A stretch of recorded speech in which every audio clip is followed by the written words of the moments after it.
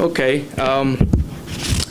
What I want to do is to go back to that sort of context a little bit, but not too much. And maybe provide a few visuals on this whole issue about power transition and what sort of what's next for us, particularly in the East Asian region. I want to address 6 points here. One is really this question about China's rising and the relative decline, if I may say so, of the United States. What actually is sort of, what do we understand from, what actually is China doing in the region as a rising power? And then I think we have a lot of sort of discussions, and Kevin Rudd yesterday also talked about we academics talking past each other from a realist point of view or the liberal institutionalist. I think there were some robust papers yesterday, each addressing those issues, very consistent from each perspective, but talking past each other. So maybe a couple of issues. What I'm trying to talk about whether I'm successful or not, I'm not too sure. I'm just sort of thinking that we do face a situation when things are changing. And the term I'm using is complex power transition, which I think is my way of capturing what's going on. And this is something not new.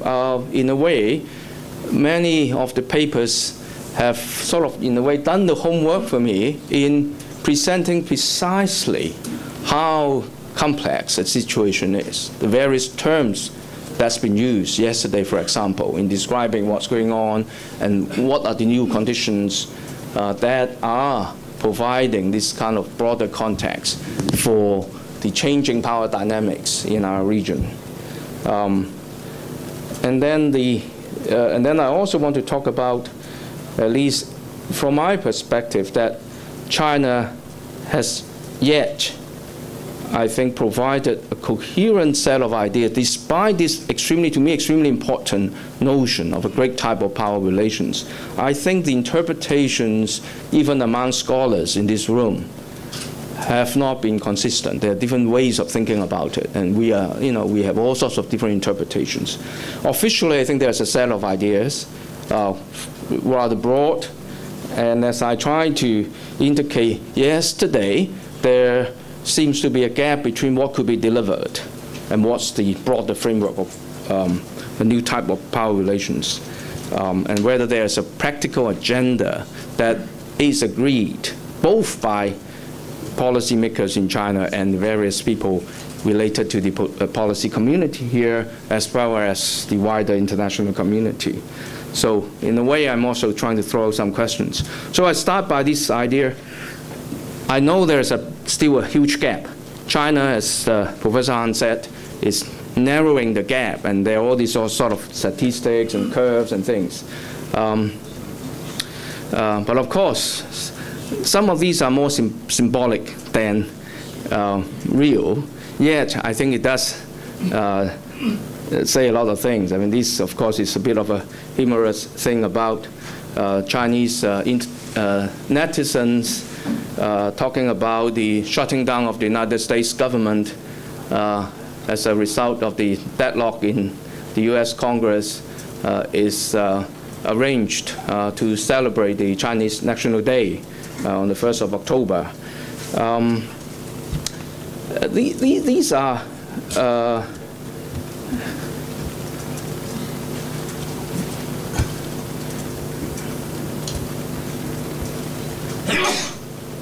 I'm going to skip the description of the great power transition, and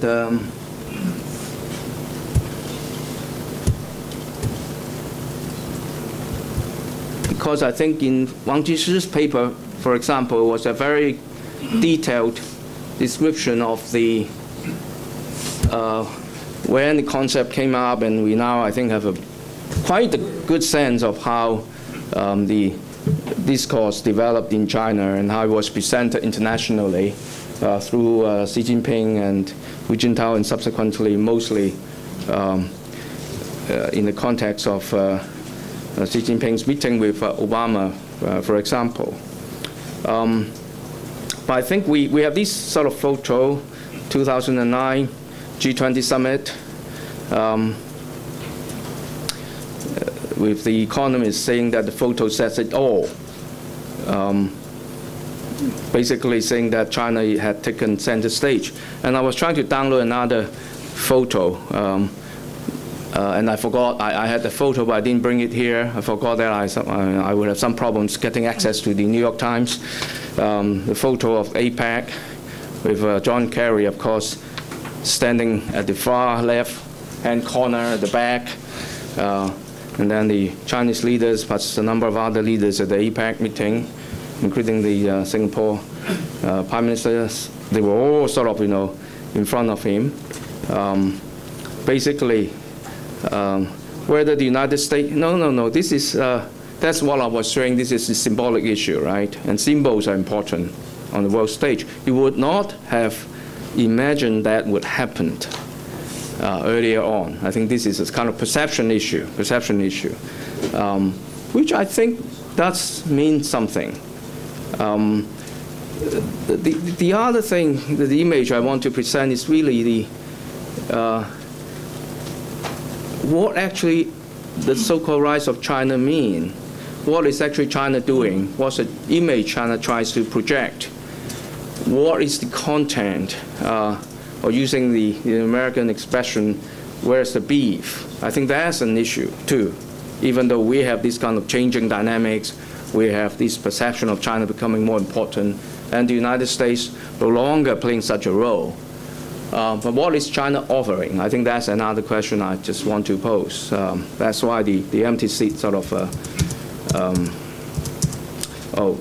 maybe this one.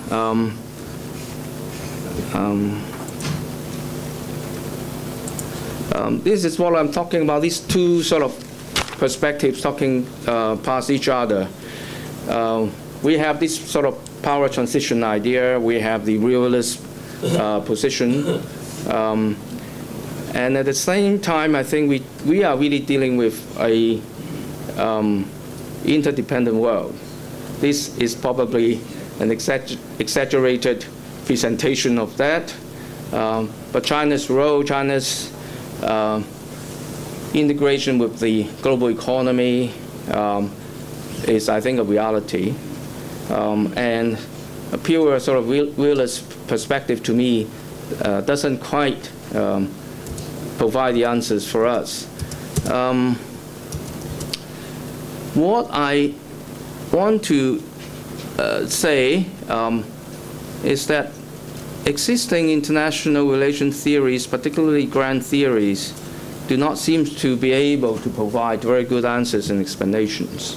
And in some ways, I see the many of the earlier discussions basically really helping us to steer away from the relatively more narrowed way of explaining international relations through our current theories.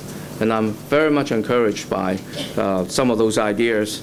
I think Barry Busan's paper, for example, talking about all the transformations, precisely address some of those issues arising from the limitations of our existing theoretical understanding. We have different sort of terms actually that came up in our earlier discussions. We have the UG talk about bipolar realignment. Sun Shuifeng talk about partial hierarchical security order. Su Changle talk about Gongsheng, and many other different terms. I think we are now in this process of trying to come up with a language and ideas to explain what's happening, both globally and, to me, particularly in this part of the world. East Asia probably is quite an important focal point for us to to think about the question of power transition, because this is where, of course, China is able to exercise the greatest influence in the world. And this is also where, despite, I think, the distraction or whatever, I should not use the word distraction perhaps, but major developments in the Middle East, and the United States has to deal with some of the problems there. But I think East Asia would remain a very important focal point for the United States in advancing, maintaining its interest, and exercising leadership. So, the sort of how do we understand the regional changes? To me, is partially a question of how do we understand what actually is going on. This is a sort of a rather superficial way of thinking about what's going on, and that is why I'm glad that so many of you here have articulated different ways of capturing what's going on. I'm saying that power transition is not a straightforward power transition, but a complex power transition, in a way incorporating ideas from both a more realist perspective and a liberal institutionalist perspective. And first of all, we, I think, have to accept that this is going to be a protracted process. We're not going to see a transition which would sort of be over pretty quickly, even if we accept that there is such a fundamental shift in power relationship. And this protracted process, at least to me, where this process is going to end is still uncertain, whether there's a final destination of one power becoming more powerful than the others. And I would argue that it is not probably going to be the case. We are entering in, perhaps, as Barry Busan said, really a new phase with new conditions, and how these conditions are going to, whether these conditions are going to last and maintain, I'm not too sure. But I don't think there's any doubt for me that this is going to be protracted. We're not too sure whether this is going to be a linear process arriving at a destination relatively easily. The other one is the power gap is going to remain. I think that has been articulated quite clearly by just earlier this morning. We're talking about China rising, U.S. in decline, but this is not really a situation when China is really poised to replace the United States, no matter whether China would become the #1 economy of the world or not. I think there is also clear indication that we have greater Chinese leadership in the economic sphere, and so far probably still greater security leadership for the United States in East Asia. I feel that we have these sort of two dimensions of deepening interdependence, and at the same time we have intensification of strategic competition and rebalancing from both sides. China is also doing rebalancing in other ways. And then our region, we do have multilateral institutions, multi-layer multilateral institutions. To what extent a more sort of equivalent of a bipolar structure can coexist with this set of institutional arrangement in our region. To me, these two actually are, in a way, in coexistence at the moment, and how we can work with both of them. And then finally, the formation or reformation of national and regional identities. Again, I think how countries in the region perceive what's going on does have an impact on how they develop their policies. There could be a number of other things that we could consider in this idea of a complex power transition. I just want to go back to conclude by saying that within China, I think now there are still different interpretations, people articulating different views, both at the official level and I think at the among the scholars, some more associated with the policy community, some I think are more sort of articulating more academic point of views. To what extent China could shift to a position when the agenda of the new type of great power relationship could, I think, have a greater impact in shaping how the international community would deal with that. I think to me is of great importance. Maybe I'll just stop here. Thank you. Thank you.